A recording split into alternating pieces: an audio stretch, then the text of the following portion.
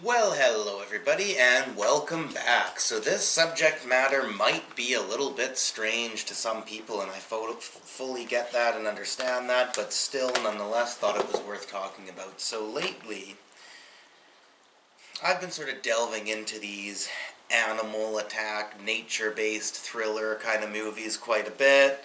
You know, you got your classic, your Jaws. Been watching these ones. Anaconda, Blackwater, Redwater.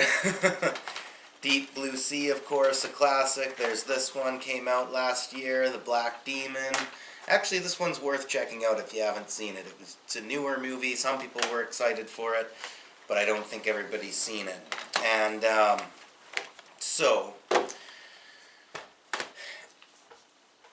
you know, I always liked these movies ever since I was a kid. They're sort of a bit of a guilty pleasure, I guess. But I'm going to add some deeper thoughts to what is seemingly just sort of dumb, fun action for the most part. And let's start with the classic I just held up before, Jaws.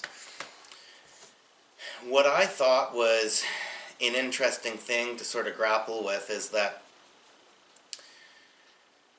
for at least a good 50 years, it was considered one of the scariest movies of all time. You know, it made people afraid of the water, it made people afraid of sharks. But at the same time, and this isn't about anything to do with, you know, the influence of that movie or any movies like it on people's perception of animals and nature and all that. That's not what we're going to be talking about in this video. But I find it very interesting that for at least 50 years, and I understand it's sort of waned, it's sort of died down a little bit now, but the fear of a large animal in the water attacking people, and, you know, could be gruesome and quite frightening in some parts, was actually at the same time a major bonding, a cultural bonding for a long time. You know, it created friendships, it created outings and experience for people to go out and do together. It created all sorts of conversations still to this day. People still talk about it.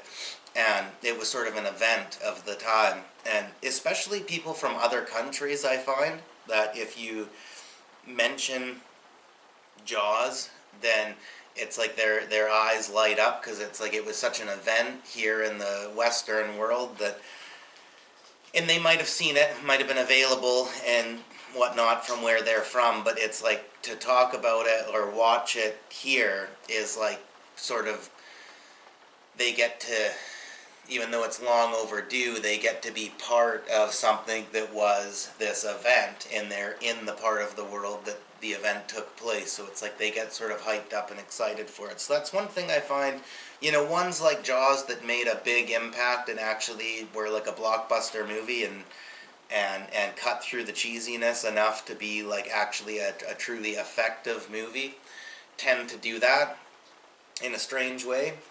So that's something, I don't even know if that's philosophical or, you know, I don't even know what it is, but it's just a thought that I wanted to throw out there because it's something I always found interesting about that movie. So let's move on to some of these other ones we can actually cover. We can actually cover all the other movies that I mentioned here, and that is, but particularly Deep Blue Sea, is, again, in some of these movies they're deliberately tongue-in-cheek, they're deliberately sort of cheesy and funny in a lot of ways, but another thing that I noticed that's important to keep in mind as far as creativity goes is that what they do is they take real jobs, real professions that people actually do out there in the world, and they take common cinema, movie, story tropes that we've all seen in more, you know, serious dramas and just movies of all different genres, and they cleverly and creatively infuse that into this bizarre story of these animals that are, you know, attacking people and need to be stopped and whatnot.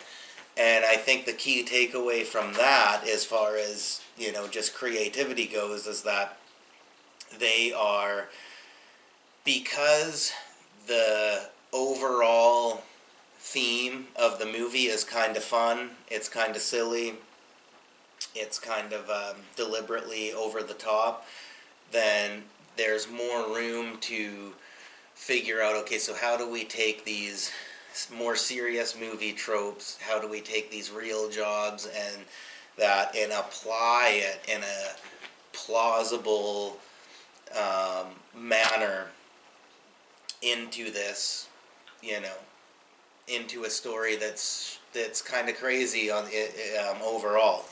And so I think that's a lesson in creativity. I think it's that's one of the things that draws me to these movies. I mean, especially, you know, well, yeah, Deep Blue Sea, and then also Red Water here is like, it's just this strange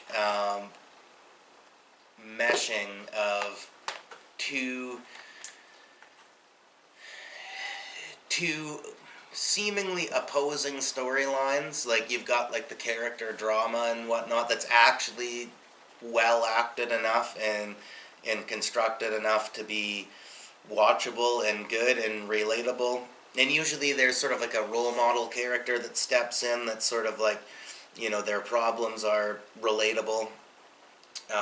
You know, they're not, they have, you know, a sense of humor. They're sort of live this strange different life, but yet they come in and they sort of step in and become, they might be like the laughing stock of the town or something like that, but they sort of come in and end up being the hero because of their odd interests and their what they know from their job or their interests for that matter end up, you know, saving the day kind of thing. And so yeah, just some key takeaways for that is that it's creative to sort of come up with, you know, real jobs and tropes and try to apply them into a seemingly crazy story that's surrounding them. I find that interesting. I find that, you know, one of the key things that make the good animal attack movies what they are. So I guess I've covered all of these movies here, but another thing I was going to talk about is how a lot of times the animals in these movies can be sort of a symbol. It's not necessarily about the animal, but it's about the symbol of, you know, overcoming some sort of challenge, overcoming some sort of fear. Usually there's somebody in these movies that has a deep fear of whatever is happening, and then by the end of the movie they've sort of overcame that fear.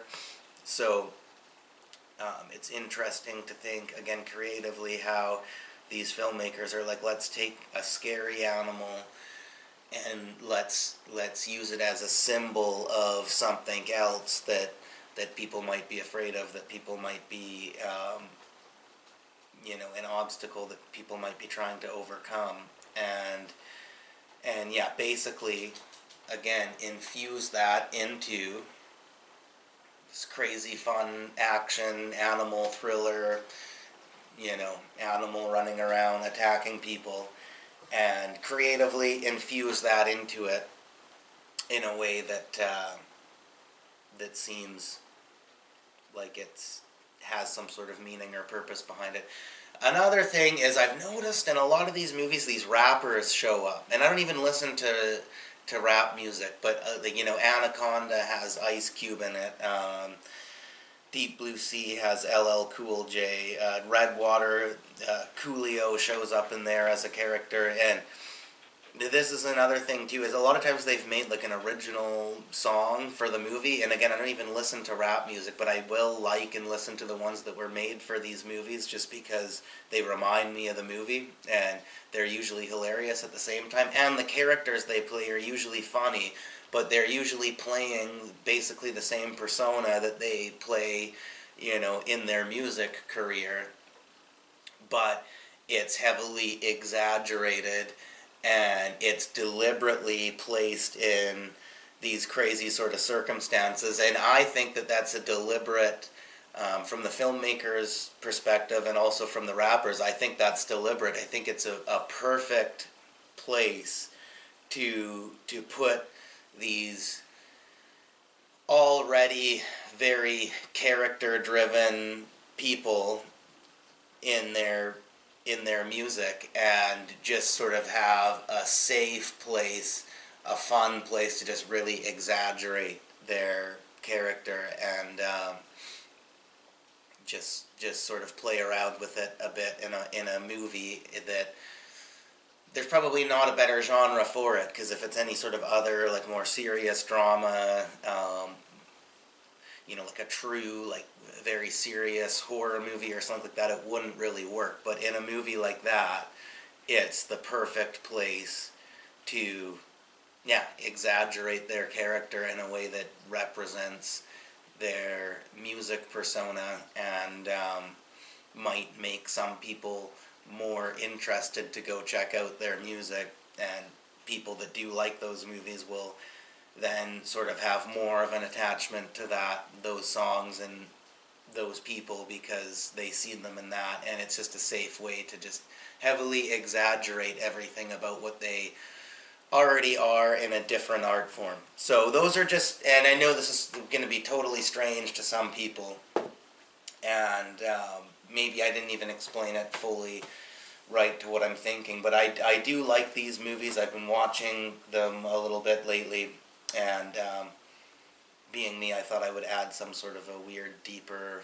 thought behind something that a lot of people probably just think is fun and watch it once and forget about it. But those are just some thoughts about that, and I'd love to hear your comments and your thoughts about what I'm talking about here. And thank you very much for watching. Hope you enjoyed. Please come back for more.